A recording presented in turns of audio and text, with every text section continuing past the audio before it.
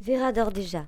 J'ouvre la fenêtre qui donne sur le parc et je pense au parcours qu'ont effectué Madame de T et son jeune chevalier après être sortis du château dans la nuit, à cet inoubliable parcours en 3 étapes.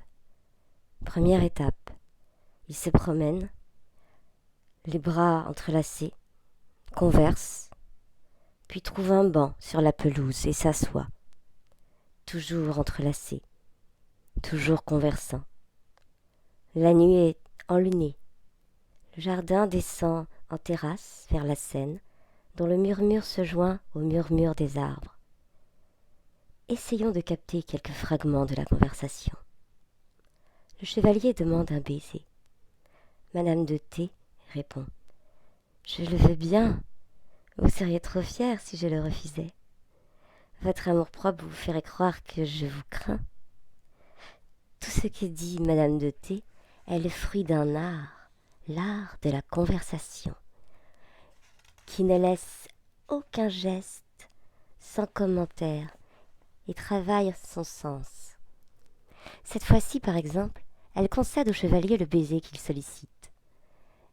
Mais après avoir imposé à son consentement sa propre interprétation, si elle se laisse embrasser, ce n'est que pour ramener l'orgueil du chevalier à sa juste mesure. Quand par un jeu de l'intellect, elle transforme un baiser en acte de résistance, personne n'est dupe. Pas même le chevalier, mais il doit pourtant prendre ses propos très au sérieux car ils font partie d'une démarche de l'esprit à laquelle il faut réagir par une autre démarche de l'esprit. La conversation n'est pas un remplissage du temps. Au contraire, c'est elle qui organise le temps, qui le gouverne et qui impose ses lois qu'il faut respecter. La fin de la première étape de leur nuit. Le baiser qu'elle avait accordé au chevalier pour qu'il ne se sente pas trop fier a été suivi d'un autre. Les baisers se pressaient, ils entrecoupaient la conversation, ils la remplaçaient. Mais voilà qu'elle se lève et décide de prendre le chemin du retour. Quel art de la mise en scène!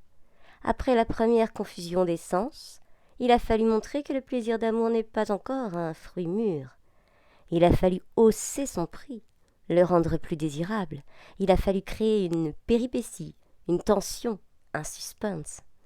En retournant vers le château avec le chevalier, Madame de T simule une descente dans le néant, sachant bien qu'au dernier moment elle aura tout le pouvoir de renverser la situation et de prolonger le rendez-vous. Il suffira pour cela d'une phrase, d'une formule comme l'art séculaire de la conversation en connaît des dizaines, mais par une sorte de conspiration, inattendue, par un imprévisible manque d'inspiration, elle est incapable d'en trouver une seule. Elle est comme un acteur qui aurait subitement oublié son texte. Car en effet, il lui faut connaître le texte. Ce n'est pas comme aujourd'hui où une jeune fille peut dire « Tu le veux, moi je le veux, ne perdons pas de temps ». Pour eux, cette franchise demeure derrière une barrière qu'ils ne peuvent franchir en dépit de toutes leurs convictions libertines. Si ni à l'un ni à l'autre aucune idée ne vient à temps, ils ne trouvent aucun prétexte pour continuer leur promenade. Ils seront obligés, par la simple logique de leur silence, de rentrer dans le château, et là de prendre congé l'un de l'autre. Plus ils voient tous les deux l'urgence de trouver un prétexte pour s'arrêter et de le nommer à haute voix, et plus leur bouche est comme cousue. Toutes les phrases qui pourraient leur venir en aide se cachent devant eux, qui désespérément les appellent au secours.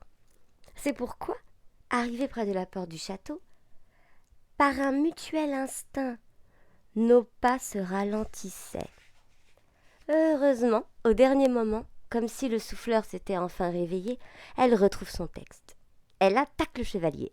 « Je suis peu contente de vous. » Enfin, tout est sauvé. Elle se fâche. Elle a trouvé le prétexte à une petite colère simulée qui prolongera leur promenade. Elle était sincère avec lui.